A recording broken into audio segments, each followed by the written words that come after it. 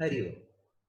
अवधूत चिंतन श्री गुरुदेव परमहंस परिव्राजकाचार्य असे माझे गुरुदेव वासुदेवानंद सरस्वती स्वामी महाराज रेणुकेच्या आख्यानांतर्गत असलेल्या मूलाधार साधनेविषयी आपल्याला सांगतात. यात रेणुकेची जमदग्नींची असलेली चर्चा तर आहेच, पण त्याचबरोबर आपण कसं जगावं, आपण कसं वागावं, साधना कशी करावी, आणि ही साधना करता करता जगता जगता साधना कशी करावी, साधना करता करता कसं जगावं, दोन्ही यात समाविष्ट आहेत. सगळं सोडून साधना करत बसू नये आणि साधना सोडूनही जगत बसू नये. तसं साधना करता करता कसं जगायचं आणि जगता जगता साधना कशी करायची, याविषयी जे गुरु महाराज सांगतात ते अमूल्य आहे. याच विषयांतर्गत अत्यंत महत्वाचं असं साधना करताना येणारे पहिले प्रश्न असे की मी कोण आणि इथं कशासाठी आलो. अवघ्या मूलाधाराचा विषय विचार करत असताना आजचा हा भाग आता अर्थ झाला, धर्म झाला, समाज झाला, कुटुंब झालं, आणि आता आपण आत्मतत्वापर्यंत आलेलो आहे. जीवनाच्या चौथ्या कंपार्टमेंटमध्ये अर्थ, धर्म, काम आणि मोक्ष. जिथं आता अंतरात्मा, जिथं इतर कोणीही नाही, पैशाची, अर्थार्जनाची, व्यवसायाची, नोकरीची या जाणीवांपलीकडे समाज, सामाजिक अवस्था, सामाजिक रिलेशन्स या सगळ्यांच्या पलीकडे कुटुंब, कुटुंबातल्या व्यक्ती, कुटुंबाची वाढलेली व्याप्ती या नाते संबंधांपलीकडे आणि स्वतःच्या देहभावापलीकडे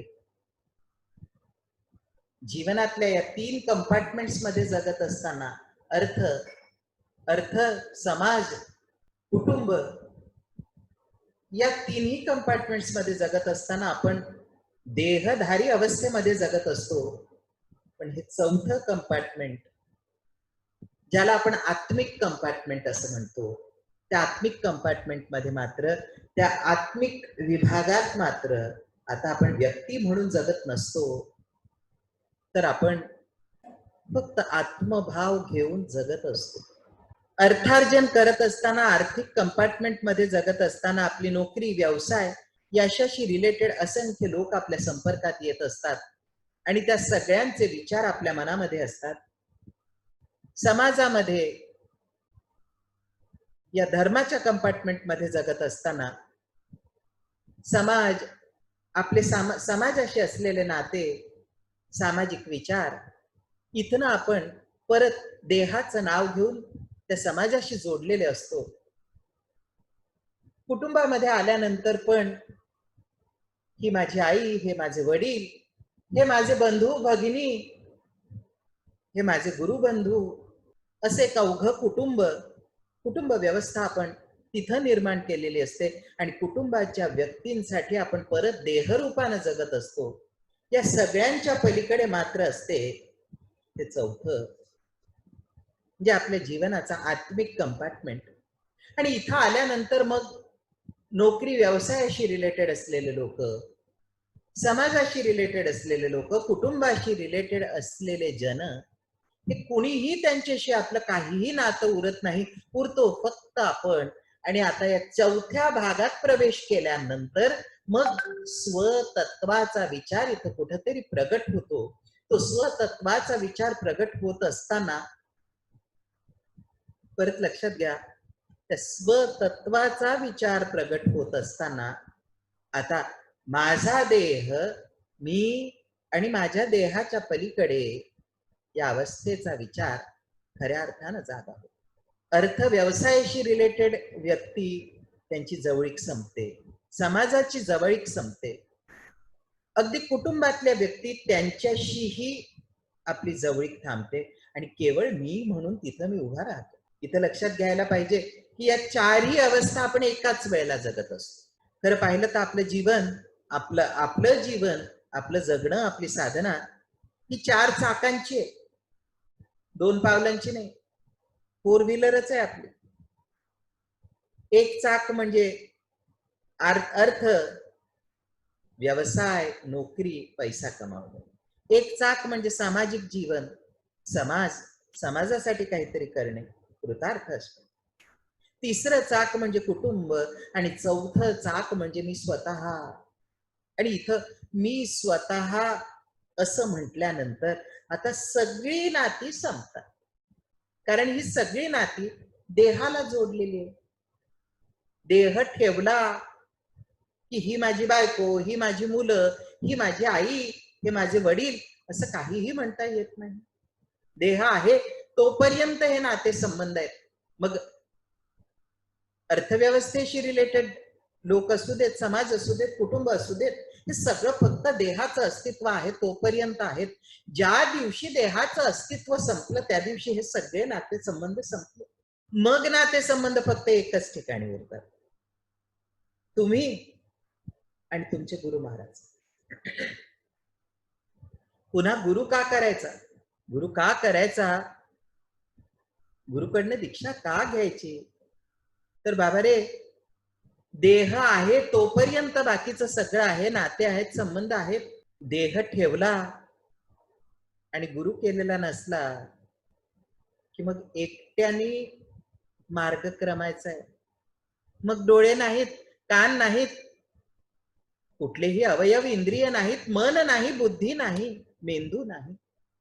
शरीराला जे जे शक्य आहे, शरीराच्या भरोशावर तुम्ही जे जे करत आलात ते सगळं थांबलंय आणि फक्त एक तत्व म्हणून तुम्ही उरलेले आहात.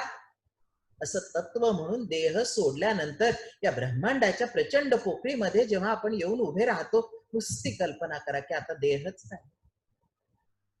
हतबल व्हायला होईल.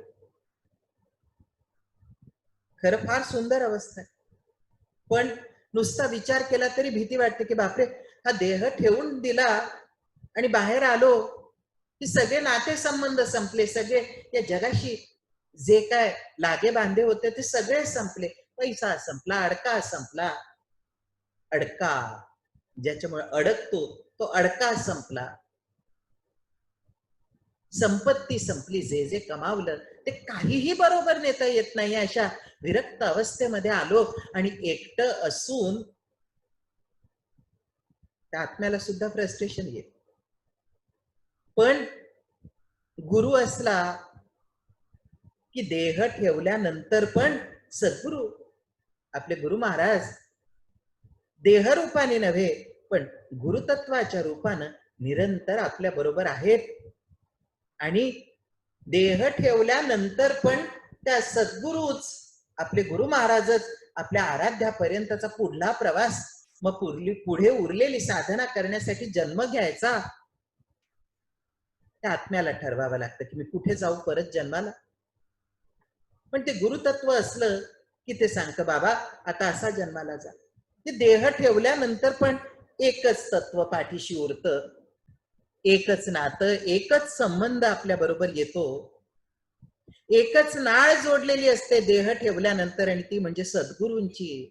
आणि म्हणून एक जन्म संपला आणि दुसऱ्या जन्मात गेलो की आई बदलते, वडील बदलतात, बंधू भगिनी बदलतात, तरी सगळं बदलून जातं. पण सद्गुरू बदलत नाही. एकदा केले की परत पुढल्याही जन्मी ते काळजी घेतात, त्याच्याही पुढल्या जन्मी काळजी घेतात. सद्गुरू हे तत्व असल्यामुळे ते कुठल्या ना कुठल्या रूपाने आपल्याला परत परत भेटत राहतं, पुन्हा आपली डेव्हलपमेंट करत राहतं. आत्म्याचा पुढला पुढला प्रवास ते करून घेत असतं. आणि म्हणून या आत्मिक कंपार्टमेंट मध्ये आल्यानंतर त्या आत्मस्वरूपाच्या स्वतःच्या साधनेच्या कंपार्टमेंट मध्ये आल्यानंतर आता सगळ्यांची नाती गोती संबंध संपल्यानंतर प्रश्न असा येतो की आता इथं आल्यानंतर काय करायचं? इथली साधना म्हणजे काय? तुमच्या कर्मांचं कंपार्टमेंट, नोकरी धंदा व्यवसायाचं कंपार्टमेंट, तिथे तुम्ही कर्म करणार म्हणजे तुमच्या अभ्यासातून मेहनत करून आता पैसा कमावणार. समाजामध्ये स्वतःसाठी काहीतरी करत असताना, त्याचबरोबर स्वतःचं स्थान समाजात निर्माण करत असताना समाजासाठी आपण काहीतरी करणार, त्यांच्याकडनं काहीतरी घेणार आणि आपण त्या समाजाला काहीतरी देणार. कुटुंबामध्ये जगत असताना, कौटुंबिक साधना करत असताना, त्याआधी सामाजिक कार्य करत असताना सामाजिक दुही संपवणं हा महत्वाचा भाग. आणि कौटुंबिक कंपार्टमेंट मध्ये आल्यानंतर अवघे विश्वची माझे घरे हे ज्ञानदेवांचं जे म्हणणं आहे, तसं ज्ञानदेवांसारखं अवघं विश्व हे कुटुंब करून घ्यायचं. आपण मूलाधाराचा विचार करत असताना या तिन्ही भागांमध्ये काय काय करायचं, काय काय धरायचं, काय काय सोडायचं, हे सगळं शिकू. पण मला माहितीये हे इतकं गहन आहे, इतकं मोठं आहे की यातल्या असंख्य गोष्टी ऐकल्यानंतर तेव्हा छान वाटल्या, पण आता विसर पडला. विसर पडला कारण हे सगळं लिहिलेलं नाहीये. मी तुम्हाला पुन्हा सांगेन, पुन्हा युट्यूबला जा, पुन्हा त्या पहिल्या तारखेपासनं पुन्हा पुन्हा हे सगळं ऐका आणि ऐकत असताना महत्वाचे टप्पे, महत्वाचे मुद्दे लिहून ठेवा. परत ऐकताना परत तुमच्या असं लक्षात येईल की अरे असंख्य गोष्टी या साधना तत्वानं चालता चालता, जगता जगता साधना करायची, साधना करता करता जगायचं, असं जर करायचं असेल तर हे पुन्हा पुन्हा ऐकून त्यातल्या गोष्टी पुन्हा पुन्हा ध्यानात घेतल्या की मग साधना तत्व पक्की होत जातात. आणि त्याही पलीकडे जेव्हा या चौथ्या मोक्ष, आत्मा, स्वयंप्रभा, अहम ब्रह्मस्मी असं म्हणण्याच्या कंपार्टमेंट मध्ये आल्यानंतर आता इथली साधना मात्र पूर्णपणे सर्वस्वी वेगळी असते. कारण इथं नाते नसतात, इथं संबंध नसतात, इथं आत्म्याला देहाच्या मोहात पडू द्यायचं नसतं. त्या आत्म्याला देहाच्याही मोहाच्या पलीकडे षड्रिपू, त्या षड्रिपूंच्या पलीकडे देहाशीच असलेल्या अटॅचमेंटच्या पलीकडे घेऊन जाणं म्हणजे आत्मिक साधना. थोडंसं क्लिष्ट आहे पण फार सुंदर आहे. गुरु महाराज ज्या पद्धतीनं आपल्याला हे सगळं समजावून सांगतात, ते समजावून सांगताना समजावून सांगणे, आपल्यापर्यंत येऊन आपल्या बौद्धिक लेव्हल पर्यंत आपले गुरु महाराज खाली उतरतात आणि आपल्याला समजावून सांगतात, अशी ही प्रक्रिया. म्हणून विनंती एकच, प्रत्येकानं साधना तत्वानं, साधना मार्गाने चालायचं तर सद्गुरु हा केलाच पाहिजे. आराध्याचा मंत्र सद्गुरूच्या मुखातूनच ऐकला पाहिजे. आणि साधना करता करता सद्गुरु बरोबर जगता जगता आता या चौथ्या कंपार्टमेंट मध्ये आल्यानंतर आता सगळ्यात महत्वाचे प्रश्न उभे राहतात. आणि म्हणून मी म्हटलं की आजचं जे आपल्याला गुरु महाराज सांगतायत हे अत्यंत मोलाचं आहे. प्रामाणिकपणे फारच घनगंभीर आणि आपल्याला आतपर्यंत स्वतःचा विचार करायला लावणार असं आहे.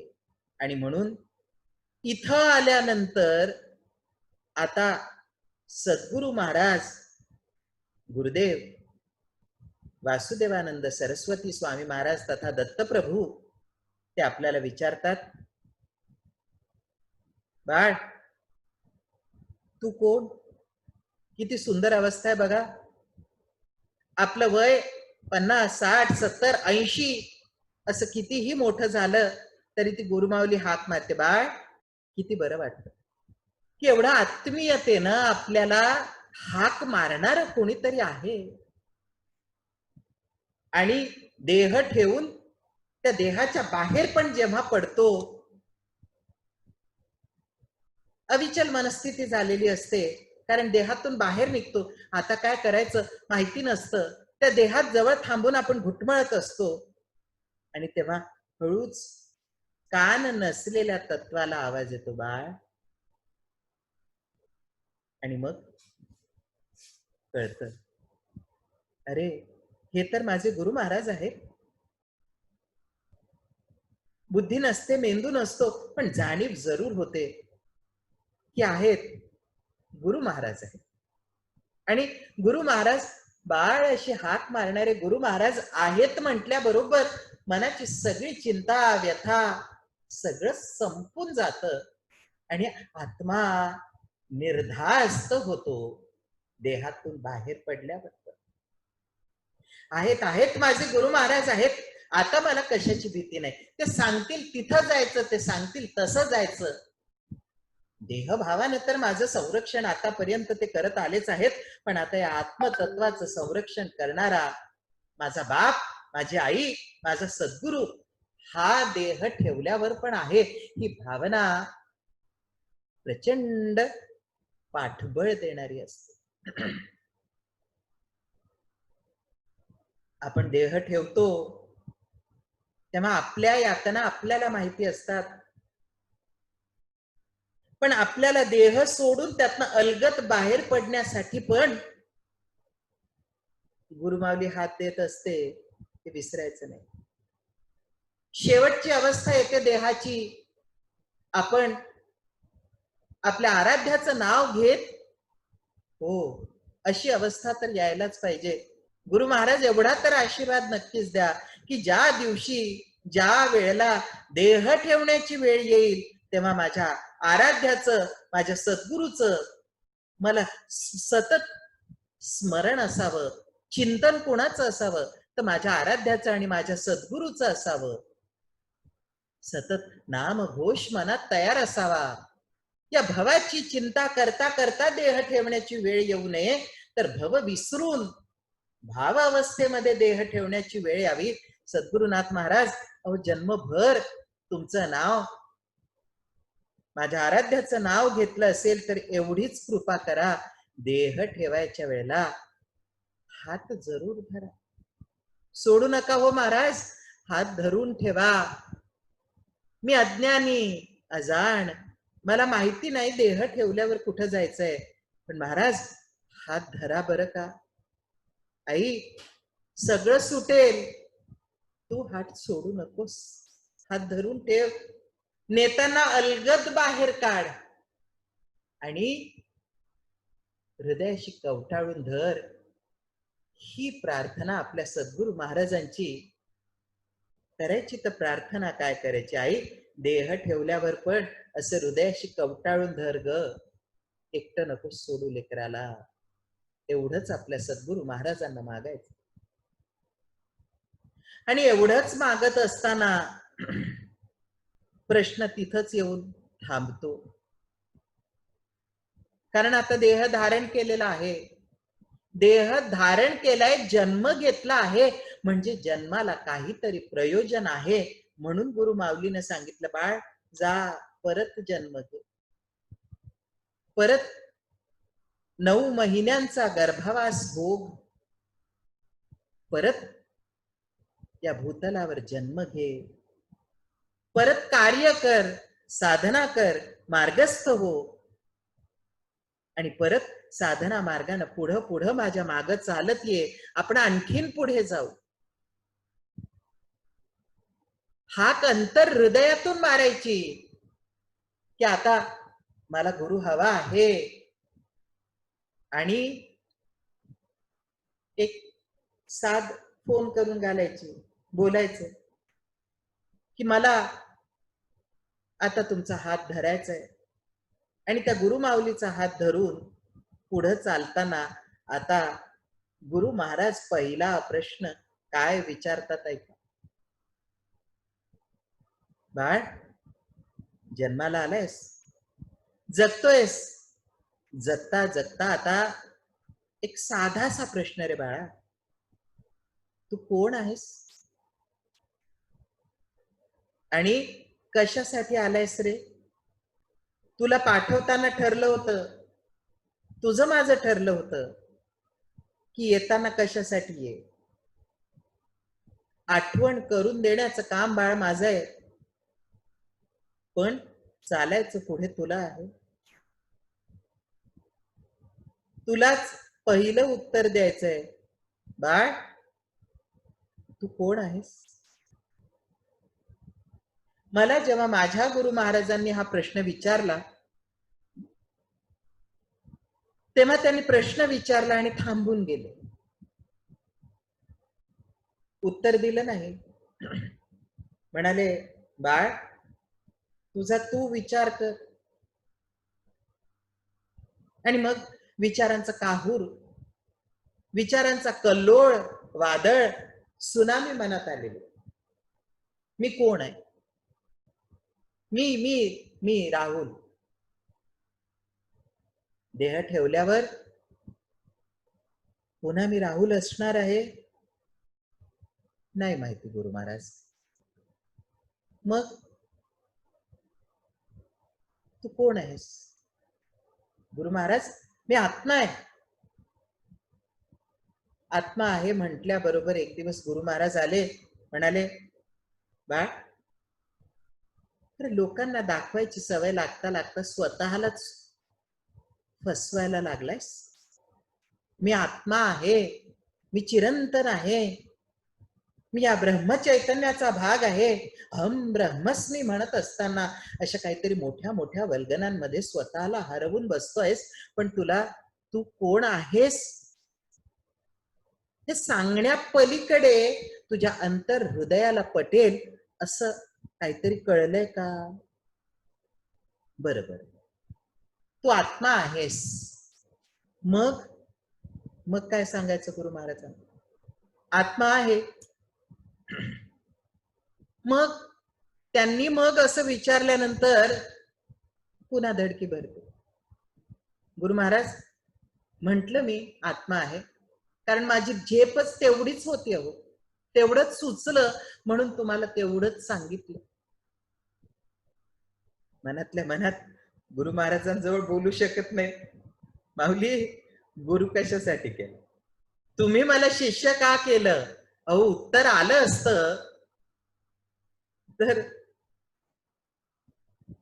पुढे काही बोलूच नाही. उत्तर माहिती नव्हतं, पण मन प्रयत्न निश्चित करत होतं.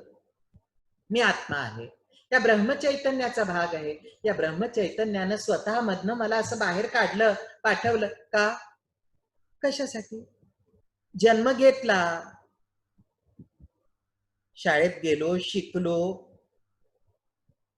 नोकरी केली, व्यवसाय केला, कुटुंब केलं, बायको केली, मुलं झाले, सगळ्यांचंच होत. एवढ्यासाठी आला होतास? नाही महाराज, एवढ्यासाठी नव्हतो आलो, काहीतरी करायचं होतं. बरं, मग काय केलंस? मला गुरु महाराज भेटले तेव्हा मी 34-35 वर्षांचा असेल, 33 वर्षांचा नक्कीच.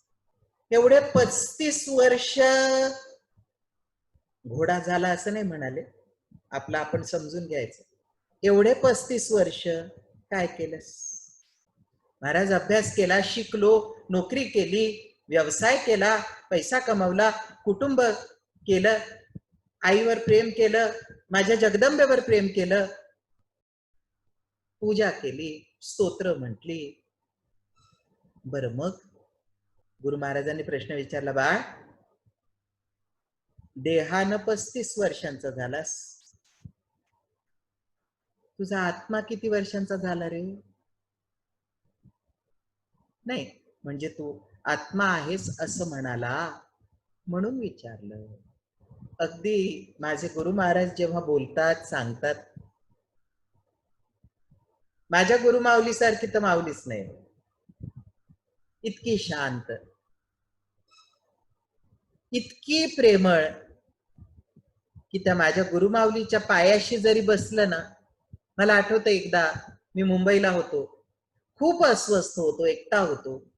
काय झालं होतं मला आठवत नाही, पण बरं नव्हतं आणि मी एकटा होतो आणि खूप डोकं दुखत होतं. बिछाण्यावर पडल्या पडल्या तळमळत असताना एकीकडे वाटत होतं काहीतरी पेन किलर घ्यावी आणि मग झोपावं. दुसरीकडे वाटत होतं नाही नाही, औषध बिवषध काही घ्यायचं नाही, ही तळमळ, त्रास. आणि हे सगळं सुरू असताना सतत मला माझी गुरु माऊली आठवत होती.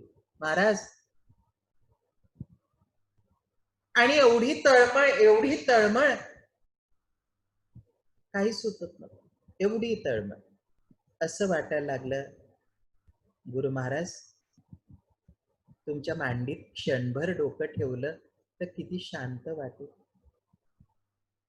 किती मन शांत होऊन जाईल. तुम्हाला खरं वाटू देत, खोटं वाटू देत, माझी गुरु माऊली अशी येऊन बसली, मांडीत डोकं ठेवलं, कपाळावरनं असा हात फिरवला, आणि मग काय झालं मला माहिती नाही. सकाळी उठलो तेव्हाच कळलं की गुरु माऊलीनं मांडी दिली होती. आणि मग सकाळी वाईट वाटायला लागलं की माहिती नाही आपण झोपून गेलो, माऊली तशीच तिष्ठत मांडी घेऊन बसून राहिली का.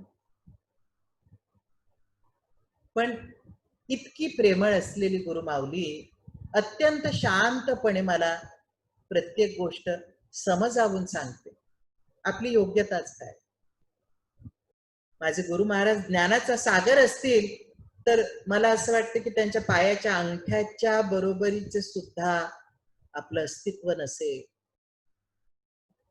आणि जेवढं प्रेम ते आपल्यावर करतात, गुरु महाराज तुम्ही सांगितलं म्हणून मी ज्यांचा ज्यांचा हात धरला त्यांच्यावर असंच प्रेम करण्याची ताकद मला द्या, एवढंच मी गुरु महाराजांना मागत होतो.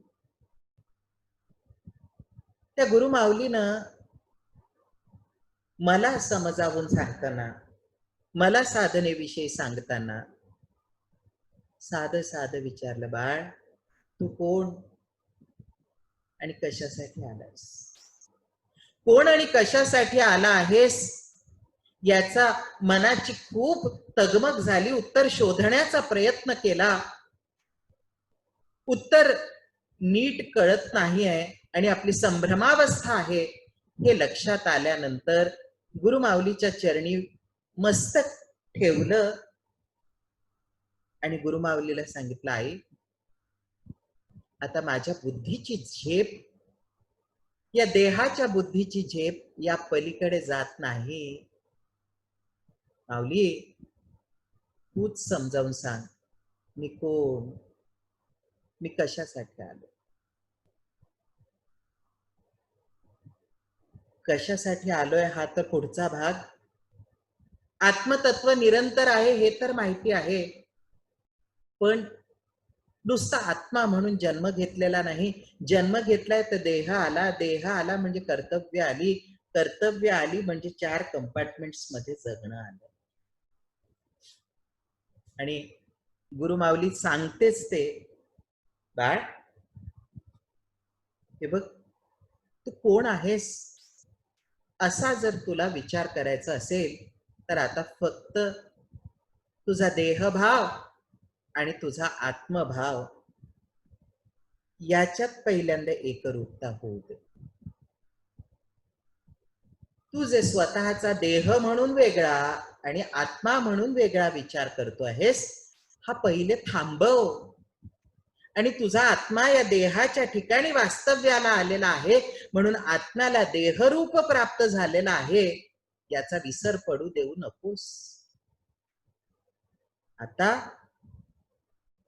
देहनिवासी आत्मा तू आहेस, पण तू कोण आहेस याचं उत्तर असं एककल्ली देऊन चालणार नाही, तर 4 वेगवेगळ्या दिशांचा, 4 वेगवेगळ्या कंपार्टमेंट्सचा, 4 वेगवेगळ्या विभागांचा आणि त्या मूलाधारातल्या 4 वेगवेगळ्या पाकळ्यांचा विचार करून तुला हे उत्तर द्यावं लागेल.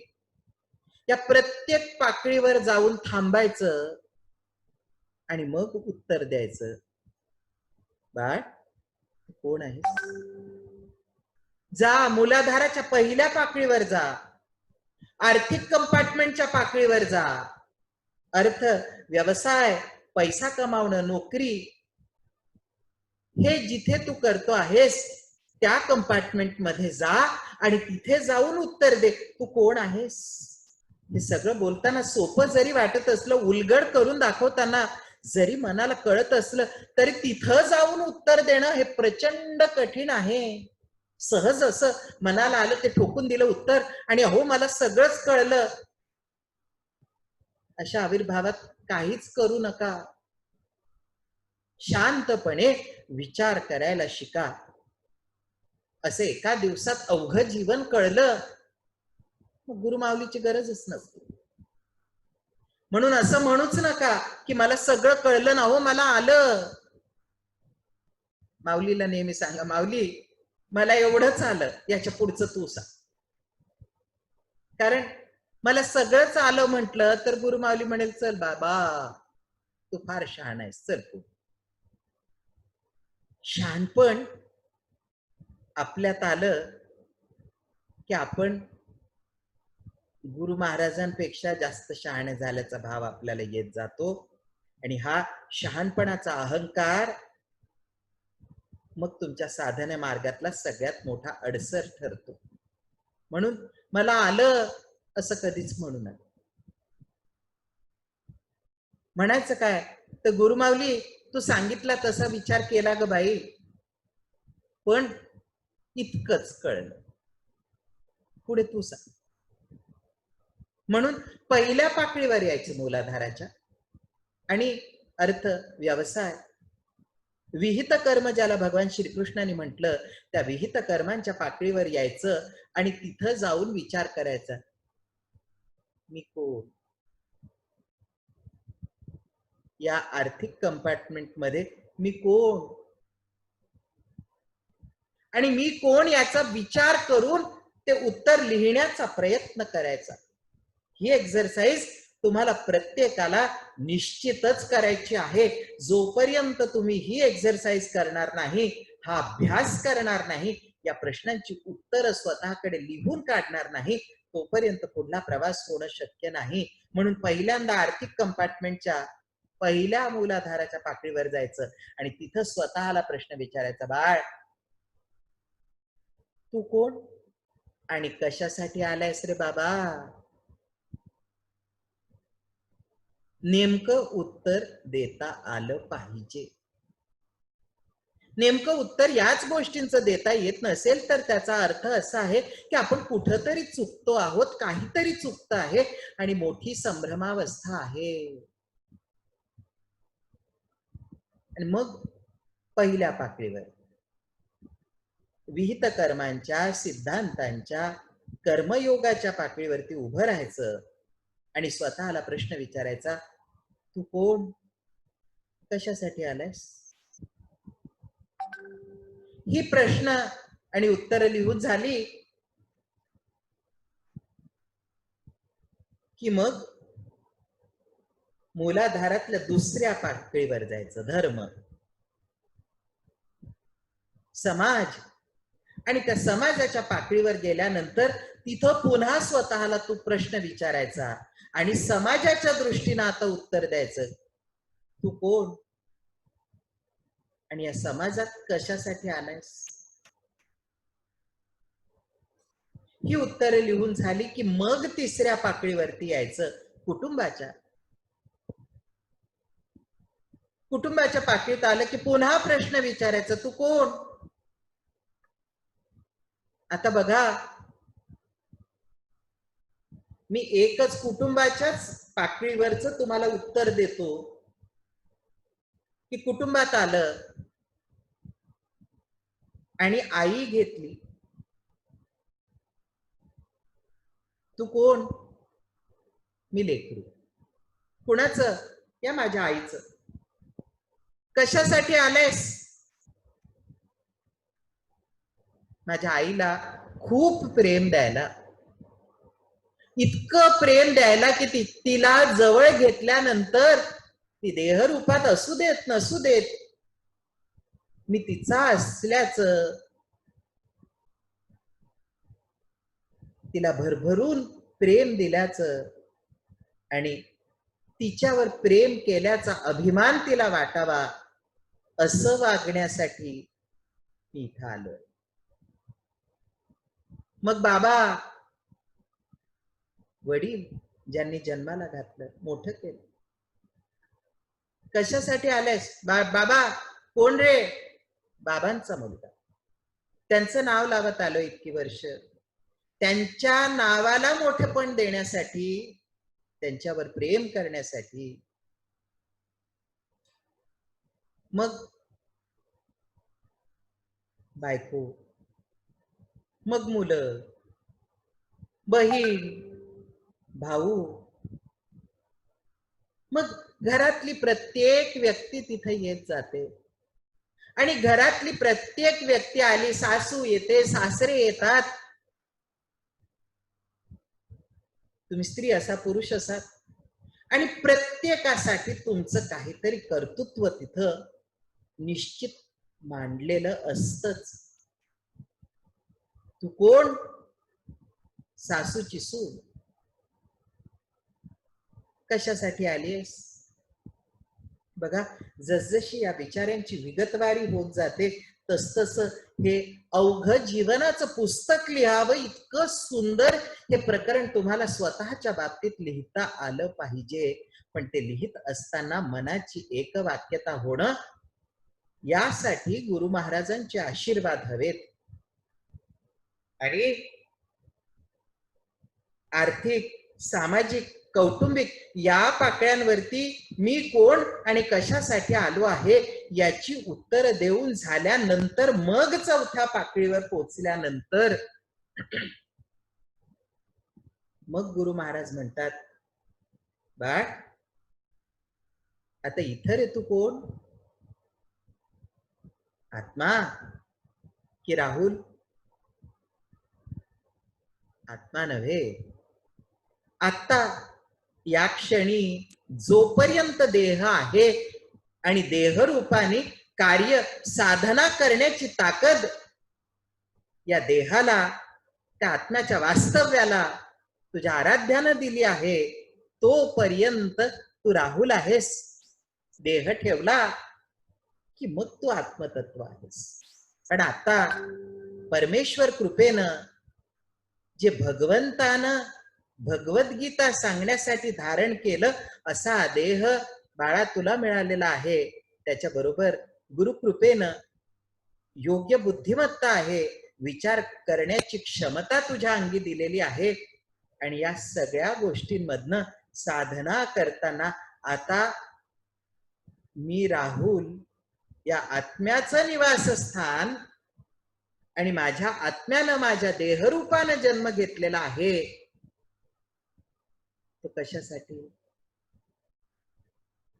आर्थिक, सामाजिक, कौटुंबिक ही उत्तरं दिल्यानंतर मग चौथ्या कंपार्टमेंट मध्ये आपण आपल्याला उत्तर देणं लागतो की अवघ्या जीवनामध्ये जगता जगता सुख भोगांचा उपभोग घेत असताना, सुख आणि दुःख भोगत असताना, हे जीवन जगता जगता या शरीराचे लाड करत असताना, या व्यतिरिक्त अजून काहीतरी करण्यासाठी मी इथे आलेलो आहे. आणि ते नेमकं काय करायचंय? पळवाट शोधणं सोपं आहे. गुरुमाऊली मला काही कळत नाही, तूच सांग.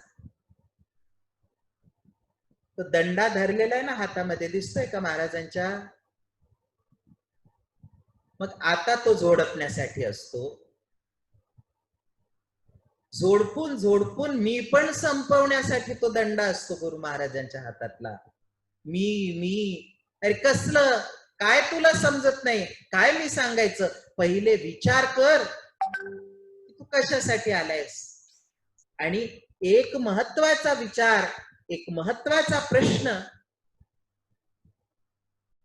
आत्मा म्हणून देह धारण करून जो आला आहेस ते कशासाठी, याचं उत्तर देत असताना आजपर्यंतचं आयुष्य जगता जगता यातलं काय काय केलंस ते पण मला सांगू. 4 कंपार्टमेंट मध्ये उत्तर वेगवेगळी निर्माण होतील आणि त्या एकत्र 4ही कंपार्टमेंटच्या उत्तरांचा एकत्र केलेला समन्वय म्हणजे तुमचं उत्तर असणार आहे की तुम्ही कोण आहात आणि कशासाठी आलेले आहात.